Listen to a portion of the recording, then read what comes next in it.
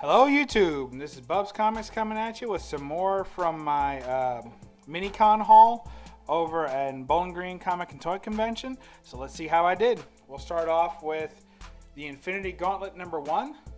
This is going to be a Marvel haul for y'all. So this is an interesting book. So of course it's picked up heat in the last year with the movie.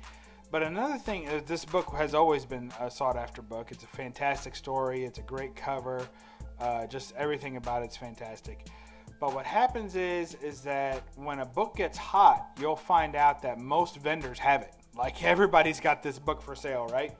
It's not necessarily a low print run or anything like that. It's not a rare book. So everyone's got this book for sale.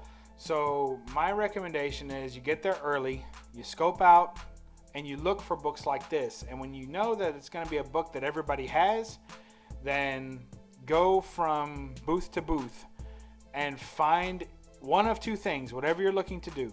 If you're looking for the best conditioned book you can find, scope them all out quickly, see which is the best conditioned book you can find, and decide what you're willing to pay for it. Or if you're like me and you were just kind of looking to pick this book up in fair condition but the best price you could get it for, then you do that. And that's what I did. So the first booth I came to was 50 bucks for this book and probably fine condition. Another booth I came to was $40, probably for a very good condition. And I would consider this to be a very good condition as well. It's pretty much perfect. It doesn't even have any spine ticks or breaks. But then that bottom corner has like a mash in it. It's a mashed corner. You ever have one of those in your books? Like the book fell and crunch, and it fell right on that corner. But other than that, it presents very well. And I picked it up for 10 bucks. So that's what you got to do if you're like me. So yep, very happy to have that book. Here is Marvel Masterpieces #1. So the only one I'm missing is #4, which is the Wolverine Sabretooth cover. So that one might be a little hard. This is taking me over a year to find in the wild. So glad to have that. Pick that up for 2 bucks. Here is Marvel Team Up Spider-Man and Wolverine. So this is Marvel Team Up #117. Super happy to have that. That's a cool cover. I love how they use the 3D space to show Wolverine's big feet and claws and Spider-Man's big hand. I just think it's really, really cool looking. Happy to have that. And I just love everything about this book. I think it's awesome. And I picked it up for 5 bucks. Here is the Punisher. What if the Punisher had killed Spider-Man? So, you know, obviously it is a harkening back to the first appearance of Punisher. So it was ASM 129, I think. So it's pretty cool. I like it. The guy wanted like 10 bucks for it, and I told him I'm sorry. I just can't pay that for that book. First of all, I know it's not worth $10. I know that it's somewhere around, between $5 and $10. But I just wasn't going to pay it. It just didn't mean that much to me. So it doesn't mean that the book isn't worth that much. It just means that for me, what I'm willing to pay and all the things I'm looking to buy today, then I didn't want to pay that for that book. It was in fine condition, and actually it's in perfect condition. Probably near mint, but I just didn't want to pay that much for that book. It just didn't mean enough to me to spend that kind of money. So we worked out a deal, and I got it for a couple of bucks, so I was real happy with that. Here is What If Wolverine Battled Weapon X. Picked that book up for, I think, $2. I absolutely love it. I can't wait till I get tagged in an Instagram post for battle, whatever the battle day is. Battle Tuesdays or Best Battle Wednesdays. I can't keep up with all of them, but I really like that. I think it's a cool cover.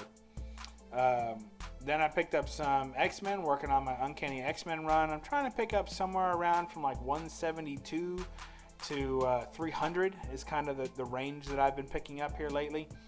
And that pulls in a lot of great Wolverine stories and also some Brood appearances. So I kind of like that grouping. So here is Uncanny X-Men 202. Anytime I see Sentinels and Wolverine on the same cover, I buy it.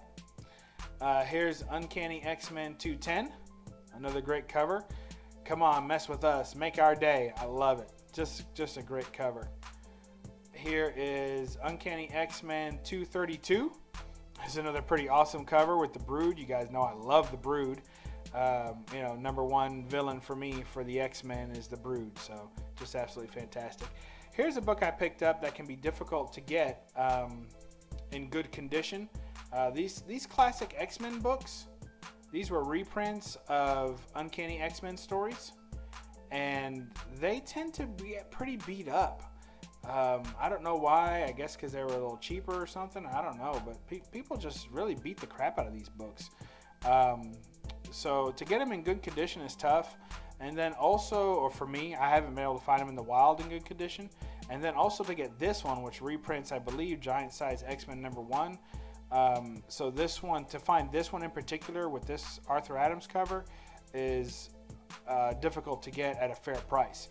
So to find that for $2, I was clicking my heels. Here's another one, Marvel Superhero Secret Wars #1. But look at this. Whoop! It's the Comic Fest, Halloween Comic Fest edition.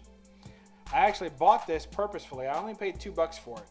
But the reason that I got it is because, and I'll do a quick opening on it real quick. So the reason that I picked it up is because I did not have a reprint of Secret Wars #1, and I wanted to have one that showed the purple and blue Galactus, or pink and blue, or whatever you want to call it, the properly colored Galactus. And of course, if you look on the first page, Thing is also properly colored. So this was the Comic Fest reprint. This is from 2014. It looks pretty awesome. I like that the colors are correct on it. Actually, I think it looks better than the original printing, which had all the miscolor on it. And of course, all the first printing, you know, no matter what CBCS tells you, it's not a comic, it's not a variant. The blue Galactus on this is not a variant. It's the regular, you know, print error edition, which everything from volume, or everything from the first printing has the same print error. So anyway, I wanted to have one that did not have the printing error on it, and I have a couple of copies of the other #1, but they all have the blue Galactus in it. So, which is nice, but it's rarer to get the second printing that has a little black Spider-Man face on it. That's the one that you're after if you're looking for something rare.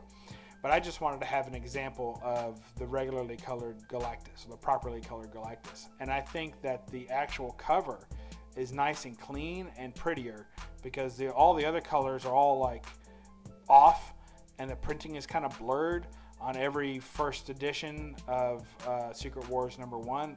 The cover, it's a shame, because I think the cover looks ugly after all the messed up things on it. So anyway, here's X Factor #10.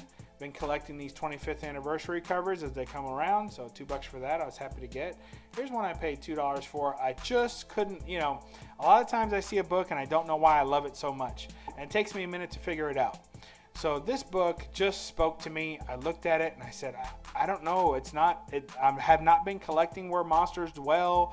It's not any kind of title I've been after. I guess it's Bronze Age horror, you could say, but I have not really been collecting it at all. But then I looked at it and I just found the carnage of it all just to be so fascinating. There's these jets coming at them. If you look down here, you got guys with pitchforks, you have military firing, you have policemen firing, you have everybody's trying to take this guy out. I mean, what's a guy with a pitchfork going to do that three jets can't do? But if you look, the monster's still winning. He's picking up people left and right. Look, that woman's going to die. She's going to get hit by that jet, or she's going to fall to her doom. That dude's going to die. This guy's getting crushed between two fingers. If you look down here, there's a little lady who's about to fall off too. She's about to die. This guy's going to die. And there's a cliff there. Nobody's catching her. She just, she's gone. But then I realized why I love it so much. It's Kirby art. I don't know if you can see that down there. There's a little Kirby signature there at the bottom. And that's why it spoke to me so well. It's a Jack Kirby cover, and it's beautiful. You know, really would be great to see some of these fantastic artists, you know, come back for a day and, and give us some great artwork, you know. But this is just a great Jack Kirby art, and I just fell in love with it as soon as I saw it, and I just had to buy it. So I did. I got like $3 for it, so I was real happy. So anyway, that's my Marvel haul.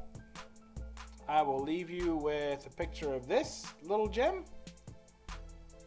And when you get done watching these videos and making your own, if you make them, go ahead and read a comic. Thanks. Bye.